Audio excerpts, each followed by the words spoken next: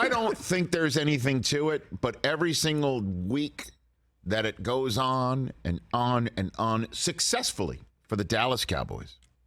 And this weekend is a huge football game. Sunday Night Football on NBC. Chris Collinsworth is going to slide right next to Mike Tirico, and they're going to start calling a big-time football game in the city of brotherly love, Philadelphia, Pennsylvania, site of the only remaining undefeated football team in the business, the 5-0 Philadelphia Eagles, welcoming in a Cowboys team who we last saw on Sunday Night Football in Week 1, when Tampa Bay went in there and absolutely doused whatever embers of optimism might have been burning around the hearth of the Dallas Cowboys 2022 season. 3 quarters. Bad 4 quarters, sir. No, first that game was dreadful. It was, as I said, coming on the program the day after, accusing the Cowboys of being the one word Jerry Jones never wants to hear associated with the Cowboys. Boring. Boring, yeah. Boring. You did say that. They were boring. They couldn't move the football. They couldn't do anything right on the offensive end. And that was before Dak Prescott broke his thumb. And then in comes Cooper Rush. And then Cooper Rush is invited by Jerry Jones to create a quarterback controversy because his subtext was, hey, put me in a tough spot. Why don't you? I would love to be in a tough spot. And then Cooper Rush said, say less. 4 straight wins. 4 straight wins. 4 straight wins. And I believe it's Dak's job. Doesn't matter how many wins in a row Cooper Rush is going to get. But of all people, to come on in and say, hey, maybe, just maybe, is none other than Troy Aikman, one of the best in the business at analyzing football on the spot. He and Buck doing Monday Night Football are just such a great listen. And, of course, he's got unique perspective of not only being a Hall of Fame quarterback, but a champion Hall of Fame quarterback for the Dallas Cowboys, who once upon a time watched the backup take his gig for a time being. Here is Aikman on Thursday on 96.7 The Ticket on the Musers program on that station in the Metroplex.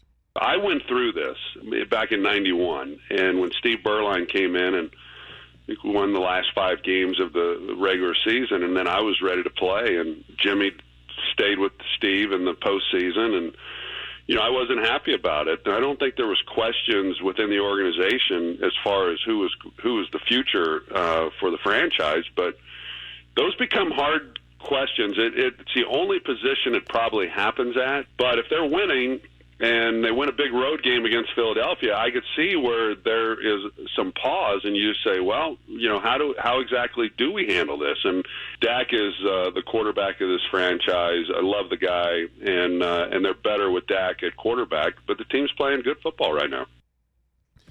There you have it. Nice little nuanced gray area approach to this thing, which is, hey, Dak's the guy that everyone knows that.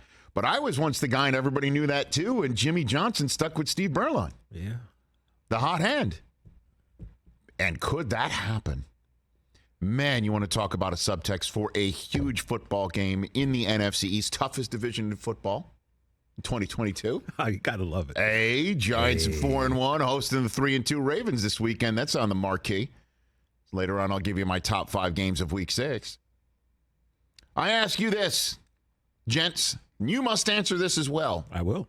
TJ Jefferson. As you know, we deal in narratives. Certainly on this program, certainly when it comes to the NFL media.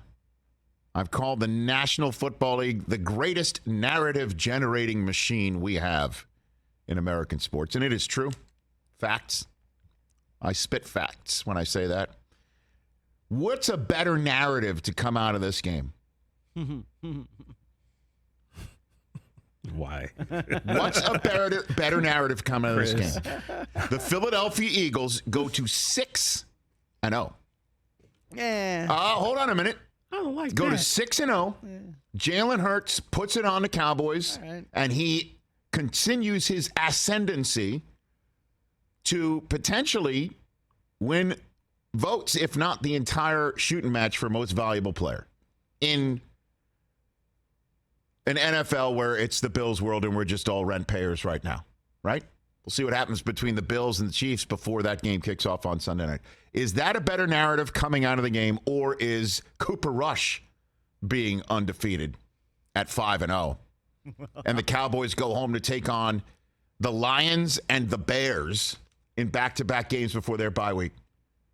As Dak is currently, according to his head coach, in regeneration mode. I don't even know what Okay? that means.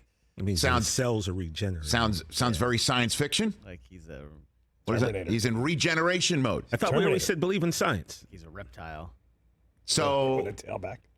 better narrative coming out of this game, Chris Brockman. Better narrative. I mean, it's Cooper Rush, man. Yeah. TJ Jefferson, better narrative coming out of this game. Do I even have to answer this? Yes, you already agreed you would.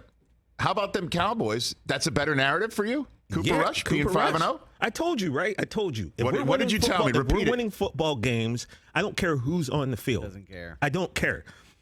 As long as we're winning football games. Doesn't matter to me who's playing. So, What if Dak's sitting there and saying that, am I being left behind? well, first of all, he's a grown man, and I think he'd be able to handle it. Really? Yeah. Good problem to have. It's right? what I told you about the Jimmy G situation, Trey Lance, months ago. It is a better situation to be in, having two quarterbacks. Everyone says it's not. Look at you. But, Look at you. I'm just trying to be nuanced. I don't want all this Cowboy fan hate, Rich.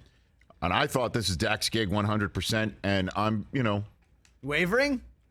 I need to see what happens Sunday night. That's what makes Sunday night that big. But can I say one thing, though? It sure does. Cooper Rush hasn't really been asked to go out and win a game yet, right? It's mostly like they're. That's not true. The game in New Jersey against the Giants. Okay, what I'm saying, he has 4 touchdown passes. It's like his stats aren't jumping off the page. So you're saying down 10, let's go. Eagles put up tons of points. Let's go. Let's see if you can. And if he does that, then you're like, oh, okay, all right. Yeah, the defense beat the Rams. I mean, Cooper Rush had 102 yards last week. Cooper Rush is doing Pollard what he runs needs one to in. do. Right. Yeah. Against the Giants, those were 2 scoring drives after the Giants took the lead late third quarter that were very impressive. And he started finding CeeDee Lamb for the first time, and CeeDee Lamb's gotten in the end zone a couple times now. I'm open to the idea. And Stephen Jones said it really well this week that Cooper's doing everything right. It's terrific. Dak is a franchise player. One would think in the same way he expects the defense to get better from here on out, the offense will get better. And Dak brings so much to the offense that will only improve things from the current way of doing things. I'm telling you, I still believe the ultimate controversy comes when they do reinsert Dak and seeing what happens. That's where it happens, not the subject matter here. Yeah, obviously, if we lose a couple games and Dak doesn't play well, then, we'll see what happens. The voices I are can't gonna wait start for this game this weekend. I cannot wait for it.